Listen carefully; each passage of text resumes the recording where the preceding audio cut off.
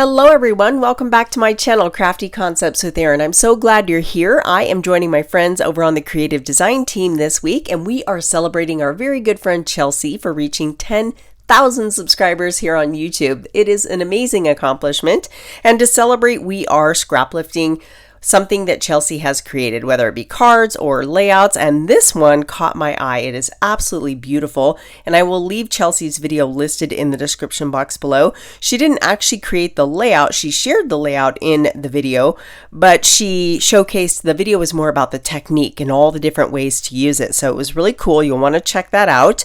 It was about stenciling and different mediums. So for this one, I have the same mandala stencil here, and Chelsey also used black ore paper, which is a specialty paper that close to my heart used to carry, and it's really thick, but it has this pearlescent like sheen to it, so that makes it extra sparkly. So this is my inspiration. Now she has four photos in a grid here, and then a horizontal photo here. Mine are a little bit different. I have an extra photo, so I printed out the 4 3x4s to create a block, and then these two, rather than having the one horizontal photo, I have two portrait style photos. Now, when I saw that mandala and just the ornate beauty of it, it made me think of my pictures of St. Mark's Basilica in Venice, and it's can you see the picture? The lighting's probably not doing it justice. This is inside the basilica, and it's just stunning. The detail, the intricacy, the gold and the mosaics, it was amazing, absolutely amazing. So you can just see the detail work, but the gold mandala instantly made me think of these photos. So there's my family and I inside the basilica there. So I am going to be scrap lifting Chelsey's Christmas layout to document these photos. So let me clear this out of the way here. To start, I'm going to bring in my all-purpose mat because we are going to be getting a little bit messy here. This is going to be a double page layout, so I have 2 sheets of the gorgeous black ore paper, and the stencil spans across the center of both, so I thought it would be helpful to adhere these together with a little washi tape. Both sides of this black ore paper are the same, so I'm just going to secure the back with a few little strips here. We'll do one at the top and bottom, and this might make it easier, this might not. I don't have any practice rounds, so we're just going to go for it here. And, that's not peeling off. Let me grab a different one here. There's Brian coming through to say hello. I still need to tell you guys the story of Brian. Okay, I think 3 will do the trick. We'll flip this over, and that'll hold everything nice and lined up. So Chelsey had this off center. It was actually more onto the left-hand side, so I'm going to do the same. She used the transparent gloss texture paste from Ranger, so I'm doing the same. I've got a palette knife here, and we'll just go ahead and start spreading this. That might be a little bit too much to begin with. We can always get more. Obviously, we'll need more, but I want to be careful not to glob it underneath the delicate design of this stencil pattern. So I'm being careful going in one direction and applying this like icing. I have sped this up quite a bit, but you have time. This does stay wet. You need it to be wet for the next step of what we're going to do with this texture paste. So I'm just kind of making sure all my areas are covered, and it looks like that'll do the trick. Then you can go over and scrape off the excess. You don't want it too thick, and we'll just kind of swipe all of that. That looks pretty good. And then we'll peel this up here. Let me remove my my little tape there up top and gently remove this. You do want to go clean your stencil off right away. You do not want that drying on your tools. I have a piece of paper underneath to catch my embossing powder. This is the Princess Gold embossing powder from Ranger, and I am just generously sprinkling this all over my stenciled image. I'm actually using pretty much the whole jar, but we'll be able to put a lot of this back and actually use very little of the product. So we want, well, actually, I think I'm going to pull that apart. Just be really careful. You know what? In hindsight, I should have just taped the top and bottom. That probably would have been sufficient, but that's okay. We are managing. So you can also just kind of roll that embossing powder around, making sure you're getting all of those little areas. Tap off the excess. That's looking pretty good. We'll do the same with this side here. Typically, I use a coffee filter, but I wanted something a little bit bigger to catch this. So now we can kind of just taco this together and pour it back into the jar. I did step away and allow this time to completely dry. I wanted the texture paste dry, and Chelsey shows the difference in her video when you heat set the embossing powder with wet texture paste versus dry texture paste. The dry will give you this really smooth finish. If it's wet underneath, it kind of bubbles up and gets this like blistery look, if you will, which actually had a really cool look on its own, but I wanted the smooth finish, so I opted to let mine dry. You just want to be careful not to overheat your embossing powder because you can lose the detail in some of those intricate areas. Isn't that gorgeous? It's like a work of art all on its own. That is so pretty. Love it. Okay, let me grab my VersaMats here. We can start putting our layout together. Chelsey is a huge fan of mixed media, and she's so talented and does amazing things, so I had to pick a project that incorporated some type of mixed media. Let's bring our photos back in. We've got the 4 over here, and then these 2 where she only had 1. I could do that or offset them. Now, there's a lot of blue in these photos, so I thought maybe just to add some color, I have some sapphire blue, a very thin matte, and I'm not sure about that. It's not really contrasting with the background very well, but I've got these cut, so let's kind of just see how this is going to go. There's actually blue inside the church as well in a lot of the mosaic detail. For my embellishing, I pulled a couple stamp sets. I've got this one here. It's called Thoughtful Tokens. I thought I might be able to use some of those images. And then I have the Mandala Vibes here. This one I think goes along nicely with the stenciled mandala. And I also have this. I could pull this cross in. This is Easter Wishes. So I've got this idea. This is mink, and it kind of complements the stonework. And I thought maybe I could bring in a little bit of paper on the edge here. So we're going to do some stamping, some collage stamping with the Thoughtful Tokens. This has script on it and some like flourishes and different things that I feel go with the feel of this layout, at least the feel I'm trying to accomplish. So we'll just ink this up in our archival black ink. And then we're just going to start collage stamping this. I am only using a strip of it, so I just want this to be a couple inches wide. And we will slide this under so we can stamp off the edge a little bit. I'm using just a variety of images from the Thoughtful Tokens stamp. This is like a little postage cancellation with more scripty writing in it.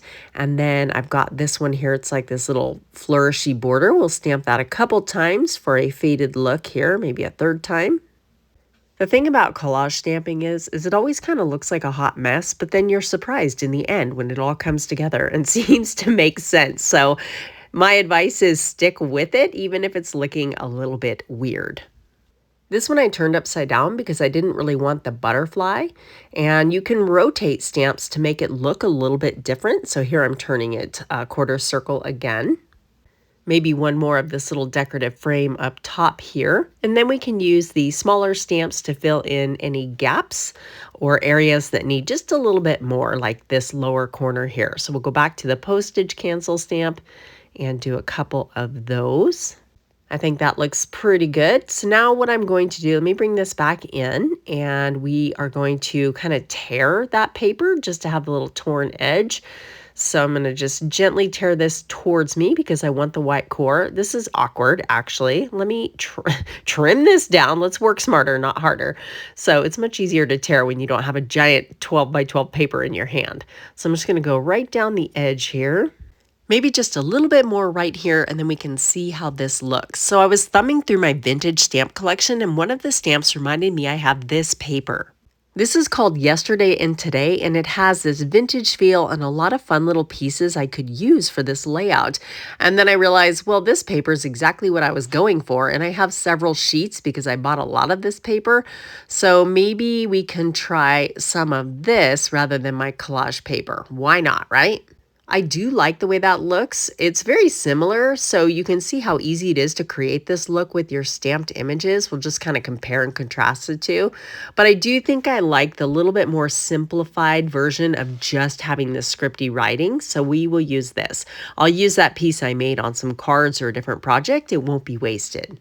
I decided the blue just wasn't right, so I cut this pattern paper to mat these photos. I'll go ahead and do the same thing for the left-hand side as well, and then we can start working on our embellishments.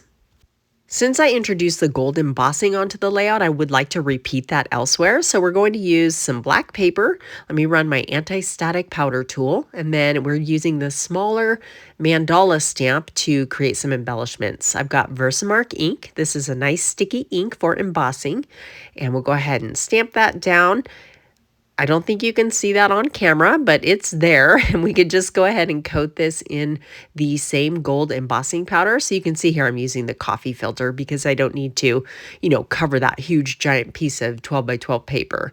So that's looking good. If you ever have some sticking like I do right on the edge here, you can just brush that away with a paintbrush. Let me just go ahead and clean this up out of the way here.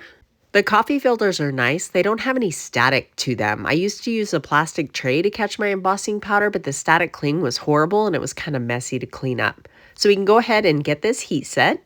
I think this is a cool stamp set and I'm glad I have it. It's unique. It's kind of like the concept of a floral without being a floral.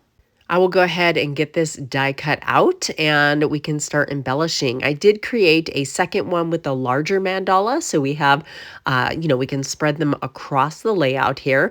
And then I also have these that a crafty friend sent me, and they are gorgeous. I showed some of these florals, but then I realized, oh my goodness, look at that. Isn't that so pretty? It's like a stained glass window.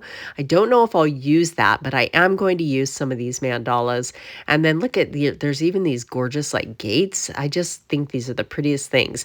So again, I did look in Cricut Access under stained glass, and a lot of images like this came up. So if you can't find something like this, I'm not sure where she got them, you can turn to Cricut Access and cut out shapes. So if we look at Chelsey's layout, she has a floral cluster up here in the upper left-hand corner, down in this area with the title, and then over here creating that visual triangle. I am going to kind of embellish in the same place here. So we're going to start with some of these larger mandalas and tuck these in around the layout. And then maybe this one over the top here. I don't want to cover too much of the photo, but I do like overlapping the photo just a bit. And then maybe this one underneath here. And then we can use this larger mandala overlapping the top.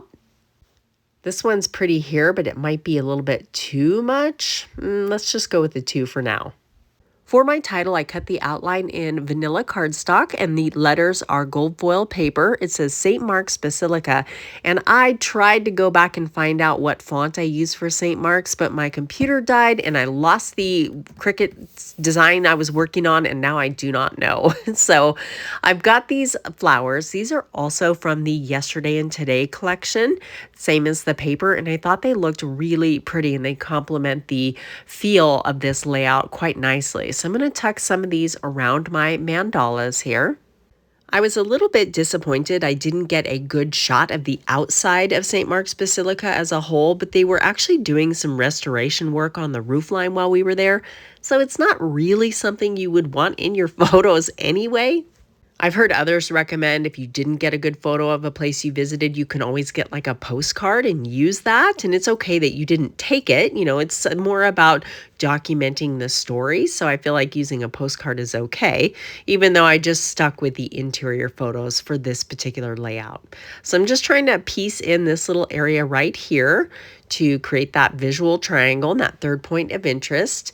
I kind of want to switch this one out. I don't know why. They're both so pretty. I am going to cut off the section that's hidden behind my photos also, because I can use those. There's lots of church layouts I'm going to be documenting in this Italy album, so I want to use those on another layout. Now we could omit these papers and add this mandala here. This is more in line with what Chelsey did, so I'm going to show you both versions. We'll just move this side piece over here. So if you like a more simplified layout, you could, not include that pattern paper. I do love it this way. And I was really torn. I kept going back and forth, back and forth. And ultimately, I did decide to add those papers back in. I have stamped from this Nature's Vein, my journaling block, and added the details of our little tour here. And I'm going to tuck that right into that spot there. Let me hold this up so you can see that gorgeous shine. And again, I just want to say a big congratulations to my friend Chelsey. I'm so glad to be celebrating this huge milestone of 10,000 subscribers with her.